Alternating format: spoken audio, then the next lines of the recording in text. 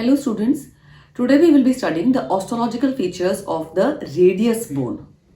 Now what we see here are the two radius bones.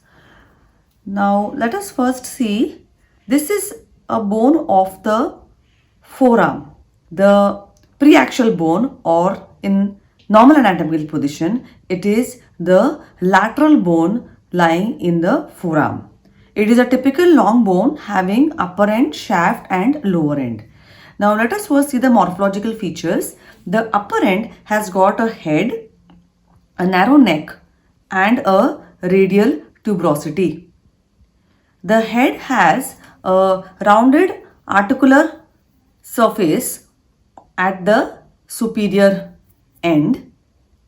Then it has got a flattened rim. Then we go on to the neck, which is the narrow constricted part, and then the radial tuberosity, which lies on the medial aspect. Then we go on to see the features of the shaft. The shaft from the radial tuberosity running downwards and laterally shows an obliquely running line, which is the anterior oblique line, and similarly on the posterior aspect also there is an obliquely running line going downwards and laterally, and that is the posterior oblique line. The remaining part of the shaft shows three borders and three surfaces. This, which is the sharpest border, is the medial or the interosseous border. Opposite that is a lateral border, and on the posterior aspect we see the posterior border. Thus the three borders are medial, lateral and the posterior border, and the three surfaces, the anterior surface, the posteromedial surface and the posterolateral surface. Then we go on to the lower end. Lower end shows five surfaces: an anterior surface which is concave, a small triangular medial surface which is just above the ulnar notch, a lateral short triangular surface just above the styloid process, a posterior surface which shows the dorsal tubercle of Lister, and on either side there are the grooves for the tendons of the extensor muscles, and an inferior articular surface which is divided into two parts, a medial quadrangular part and a lateral triangular part. So five surfaces on the lower end: anterior, medial, lateral, posterior and inferior. So these are the morphological features of the bone. Keeping these in mind, let us identify the side to which this bone belongs.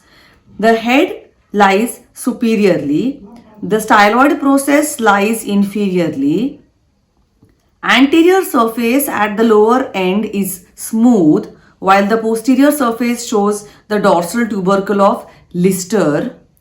Medially lies the radial tuberosity above and the ulnar notch below, while laterally lies the styloid process. So, with this orientation, we can identify that this radius bone belongs to the right side.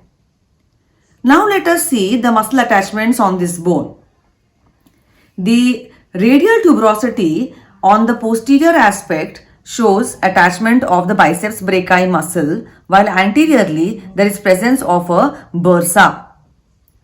On the lateral aspect, on the lateral border, superiorly between the V-shaped area which is there between the anterior and posterior oblique line, this V-shaped area is for attachment to the supinator muscle.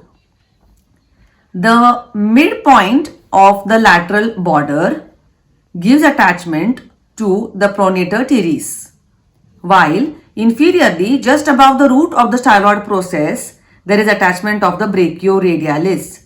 So three insertions here: supinator, pronator teres and brachioradialis.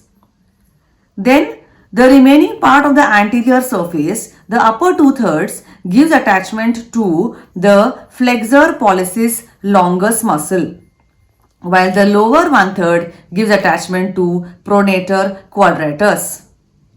We then go on to the posterior surfaces. The posteromedial surface in the upper part gives attachment to the abductor pollicis longus, while in the lower part it gives attachment to the extensor pollicis brevis. So two muscles here below the posterior oblique line, it gives attachment to abductor pollicis longus and extensor pollicis brevis. These were all the muscle attachments of this bone. What are the joints formed by the bone? This bone forms 5 joints.